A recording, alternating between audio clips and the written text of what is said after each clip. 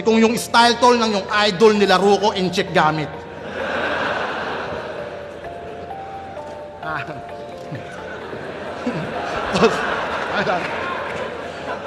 Para lang dito sa bobong amilolong galing Padis. Kaya bossing natin galit, tropang gotong natin alis. Ito rifle sa yung eyeball, kita mo to, photo Arik. Nailabas na nga ang mga battle na napaloob sa event ng Ahon 15 Day 1 at napakaraming mga solid na battle MC ang mga nagkaharap-harap dito. Dagdag mo na rin ang mga nagbabalik tag team at MC sa event na ito, kasama na rin ang mga solid na match-up na talaga namang kaabang-abang. Halos karamihan nga ng mga bumabattle sa Day 1 ng Ahon ay karamihan nga komedyanteng MC at isama mo na rin ang ikalawa na mangyayari na 3-way battle na sa pagitan ni na Tipsy D, Bruce at MZite. Naganap nga din dito ang rematch ni na Pistolero at Shernan, kaya talagang napakasolid ng mga kaganapan sa event na ito. So for today's content ay sabay-sabay nating panoorin ang mga nakakatawang linya na binitawan ng iba't ibang MC sa event na ito. Welcome back ulit guys sa aking munting channel. So for today's video ay papanoorin natin ang Ahon 15 Day 1 Best Finalists. At para lang na muna mga clips na inyong mapapanood sa araw na ito ay ayon lang sa abot ng aking nakayanan, at kung meron man akong hindi na isama ay pwede kayong mag-comment sa baba at atin yung pag-uusapan sa comment section. So tara na!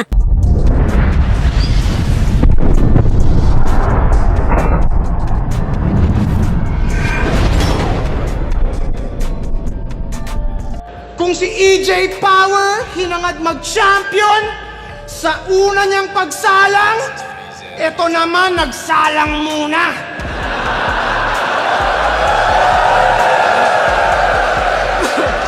Ang ina sinasabi nito, kamukha ko daw si Fukuda. Alam ko. Yun ang linyang pinapahype. Okay nang maging kamukha ni Fukuda basta di nabasahan ng Miranda rights.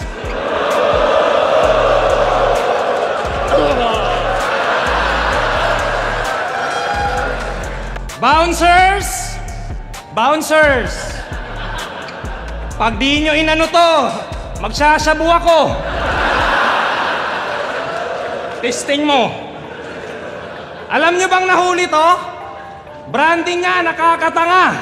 Di niya nagamit yung Zaki moves nung may sumigaw ng walang kikilos ng masama. Nung pinupusasan na siya, di tugma ang mga sinasabi. Lay magrason. Islant ang mga rhyme kaya straight na kulong.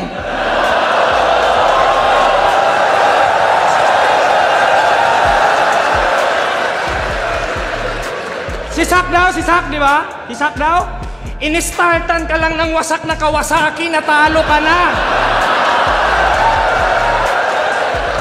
So, paano na lang kaya pag pinaandaran pa kita? Tanong lang, Muslim ka ba talaga? Sige nga, kabitan mo nga ako ng tempered glass.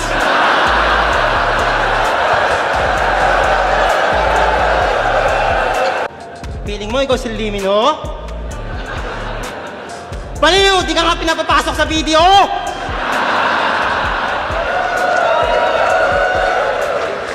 Mirage versus Manda, parang Eminem versus Dodong Saipa. Incredible Hulk versus Santo Papa.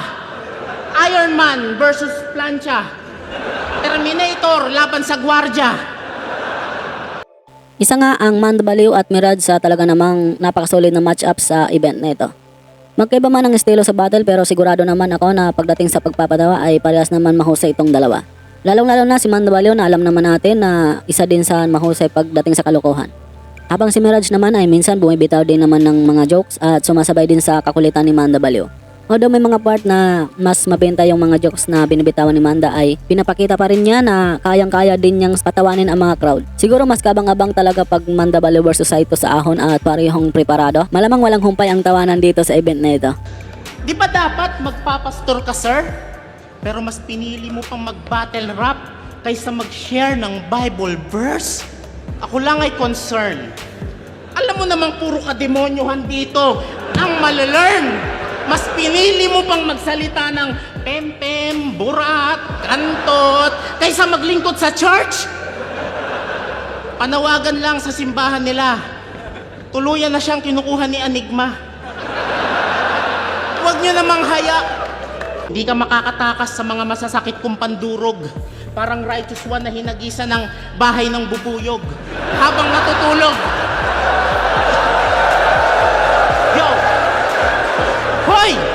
Yung jowa mong bata, 3 dekada agwat ng edad sa'yo.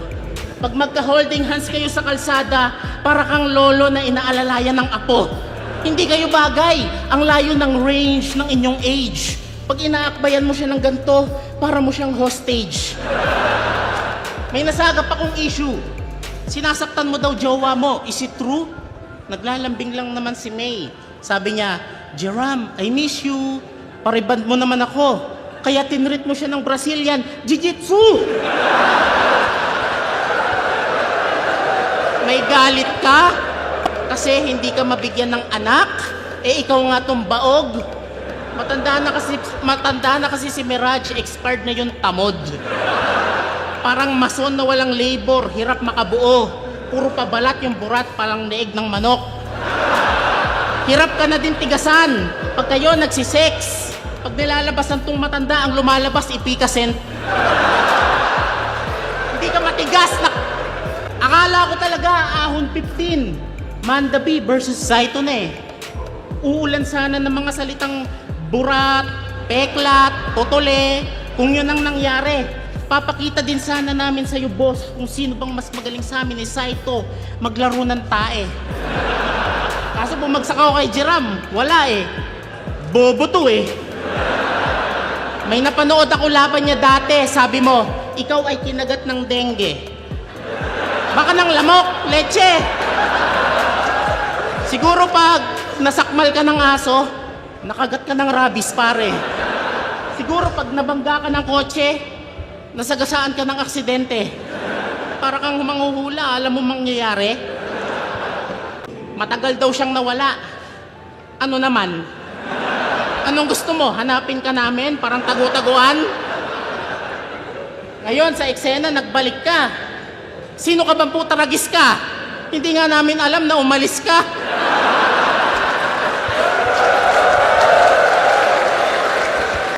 Tanggal yung angas mo sa akin. Parang tomboy sa tindahan na bumibili ng napkin. Higit pa sa pagkatalo, kahihiyang mararamdaman. Takot ang babalot sa katawan, wala ka nang makakatulong o masasandalan. Tila naalala mo yung bangungot sa nakaraan nung ikay pinagsamantalahan. Oh, ano tinitingin-tingin mo dyan? Walang Arabo dyan.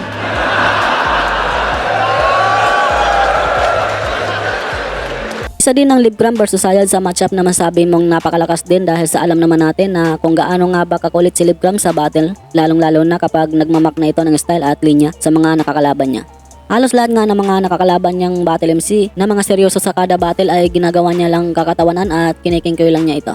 Habang si Sayad naman ay talagang horrorcore at nakasteady lang talaga siya sa estilo ng ilustrado. Pero alam naman natin na kayang-kaya itong sabayan ni Libgram dahil kaya din naman niyang bumitaw ng katulad ng estilo ni Sayad at kaya din niyang ibalanse ang kanyang estilo mapa-seryosong labanan man o mapa-komedyante man. Tanginan to, galit sa comedy. Pero nung senior versus share na, nasa likod ko tong si Gago. Ang laki ng tawa mo, halos mahigop mo na nga ako. Kitang-kita yung tuwa mo na kay tagal mo nang tinago, minsan ka na lang tumawa, makakalunok ka pa ng tao. Ano, walang kuryente yung barena, ang umiikot ay ikaw? Sabay na naksak ng manika, tawa ko hagalpak bro. Yung manika at barena, bumaliktad yung takbo. Sinasaksak mo yung manika, di mo ba napagtanto? Walang kuryente yung barena, dapat yun sinaksak mo. Diba? Tangina yung gawain niya sa construction boy, dito niya sinisigaw. Pag may trabaho, lulubog, kapag kainan, lilitaw. Nababadrip na si Foreman sa mga petex mong galaw, pinakuha ka ng barena, paikot-ikot daw ikaw. Tangina, sobrang depressed sa'yo ni J. King, puta, nagkulong tuloy. Mga sinabi mo, nagkeloid. Sobrang depressed daw ni Bayaw, hindi na napansin yung checkpoint.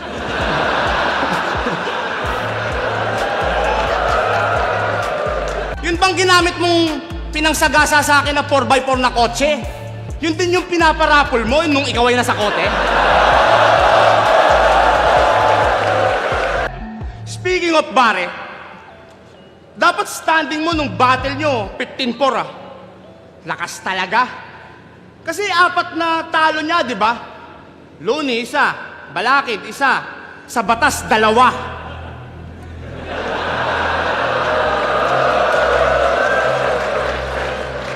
Before pandemic, nag-outing ang 3GS.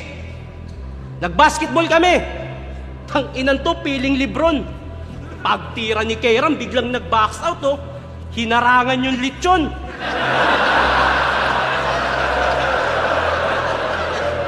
Tikit pa naman yung laban. Tas bigla tong nagkalat. Crunch time, hayop, inuna yung balat. Isa din sa mga nakakamiss na laban ay ang Dos por Dos, lalo pat matagal-tagal na panahon ding di nagkaroon ng Dos por Dos tournament at nitong taon nga ay naglabas nga ng tournament pero mga bagong battle MC ang mga naka-line up dito at nanggaling pa sa iba't ibang liga. Pero mas nakakamiss talaga yung mga tandem na umarangkada noong Dos por Dos 2 at 3. At isa nga ang team Cripply Toppers sa masabi kong malakas na tandem ng Dos por Dos 3 na kayang-kaya sumabay pag-usapang comedy dahil sa kulit ng dalawang ito sa battle. Ay isa nga din ang team na ito sa mga naging paboritong team ng mga tao. At ngayon nga nagbabalik sila at nakalaban pa nga nila ang dalawang makulit din na team ay talaga namang kakasabik na panoorin. Nagkamali kayo, masyado kayo matapang. Nagkamali kayo ng pinasok na tarima. Ilang taon mamag-insayo para sa amin ay makina. Karumal-dumal sasapitin na itong mga dukha na pabida. Iiwanan namin putas-putas yung mukha nyo na parang mukha ni Ali. SpongeBob! SpongeBob!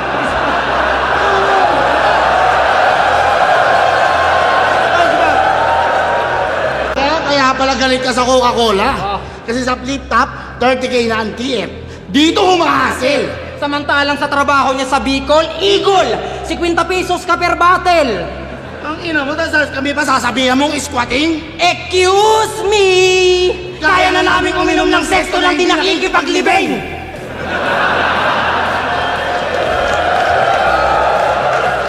Di mo alam pinagdaanan namin kaya wag nyo kaming hinahamak! Bakit? Naranasan nyo na bang umiyak sa hindi nyo kamag-anak? Magpuyat buong gabi, halos magsayang ng oras. Nagpupusoy kahit pitikan puta para lang sa sopas! Tinakbuhan daw namin si Enigma. Tarantado halang ba? Nabugbog daw si Sir Arik dahil sa amin. Buti nga sa kanya.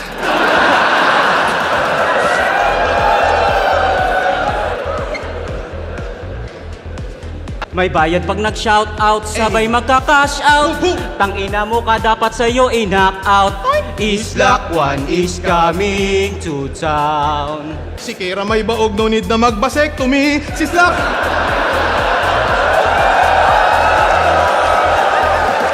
Ikaw ba si Kira may baog, no need na magbasektomy. Si Slack one ay scammer. Si Kira mo walang mother. Aray ko, free!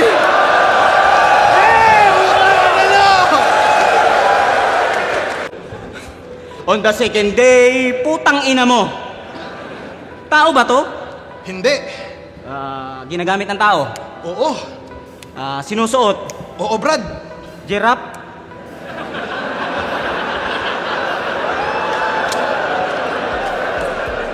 At syempre dahil umabot ko sa part na ito at kung bago ka lang nakapasyal sa channel ko ay nanyanyahan mo na kita na mag-subscribe at pakihit na rin ang bell button para lagi kang updated kung may bagong ilalabas ng mga video tulad nito. At papalike na rin ang ating Facebook page, nag-upload ako doon ng mga clips about sa hip-hop at flip-top. Maraming salamat at magpatuloy tayo. At alam niyo bang may shota to si Kairam? Pe-personaling kita, iwan ko lang kung di ka mag-iba. Tangina, ang hirap nyo kausap, sabay kayong nagsasalita. Sample. Sample. Alam niyo ba yung event sa Dasma? Ang ganda, sana makanood tayo. Ganon sila magkwento, para nagchichismisang magka-office. Sabay-sabay ang puta. Ano kayo, Jabawokis? Lilibugan sa pepe ng sanggol? Ganon ka mag-isip ng linya? Kaya dapat binabasag yung bungo mo! Tangina mo naman eh. Makasuhan ka dyan eh. Ano, kaso? Oh. Ay hindi po sir, okay na po. Magpakamatay po na lang ako. Ay, wala. Ano naman? Isa nakakago, mangilot na lang nito. Ano, boring ba? Ano, unpredictable na? Eh paano kung yung style tall ng yung idol gawin kong Konkreto!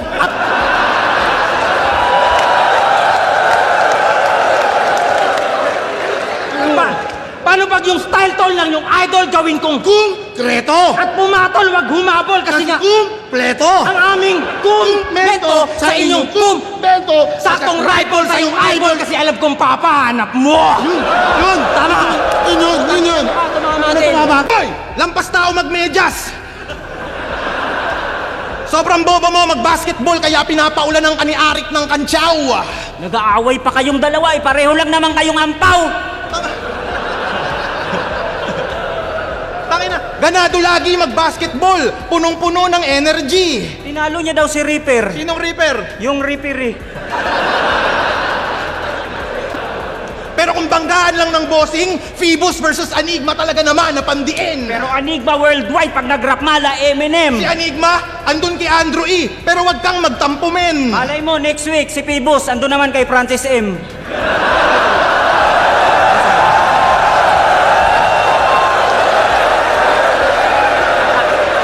Isa din sa mga nagbabalik flip top, syempre si Shea. Matapos nga na magkampiyon ay matagal-tagal na nagpahinga si Shea sa pagbabattle at naging active nga siya ulit nang makasali siya sa Matira Mayaman at naging kalaban nga niya dito si Zaito at 6th Street. Kaya naman napakasolid din ng comeback niya na ito. Lalo pat nakalaban niya si AG Power na di rin pinalad na magkampiyon ng isa buhay. Sa paglipas ng panahon ay maraming nagbago sa kanila, lalong-lalo na sa estilo, sa battle. Mas lalong nag-improve ang kanilang pagsusulat, lalong-lalo na yung stage performance nila. At masasabi ko yung match na match yung laban dahil sa parehong masakit mga personal at pareho ding uhaw sa laban. Sa tinagal-tagal ba naman bago makapag-battle ulit ay talagang susulitin na at matagal na rin itong dream match ng ilang fans nila.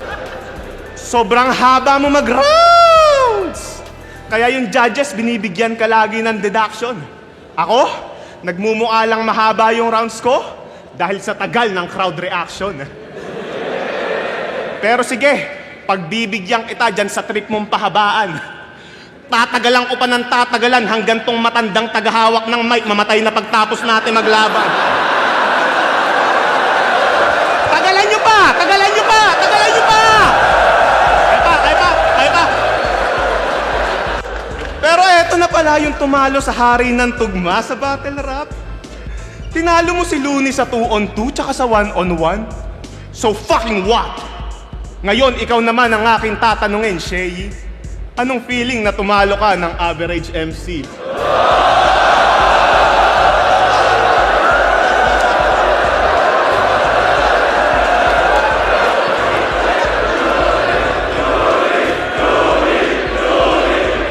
Ang yabang umasta. Kala mo talaga nagmamater. Yung mga hinahamon niya naman na rapper, hindi bumabattle. Yan lang ba yung kaya mong gawin? Hamunin si Glock at Eminem?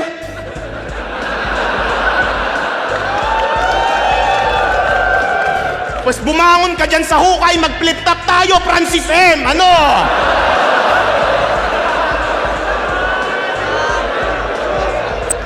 Di ba, totoo naman? Lahat ng lalaki, babaero. Tama? Malibog, salsalero. Kaya taas kamay sa mga tulad namin ni Enigma na pinagjakulan si An Mateo. Alam niyo bang para lang i-flex na tatlo na tinalo niya, sinabi niya na tatlo na nalalaglag niya parang anak ni Robin at Mariel? Puta, EJ, kahit si Satanas nag-react dun eh. Alam niyo sabi ni si Satanas, what the hell? EJ, wala nakakatawa sa mga Yangwan sa maaga naging anghel. Ultimo si Yangwan magko-comment sana sa video ng offensive kaso di niya alam i-spell. At dito na nga nagtatapos ang aking video sa araw nito. Maraming salamat sa inyong panonood at sana ay nag-enjoy kayo.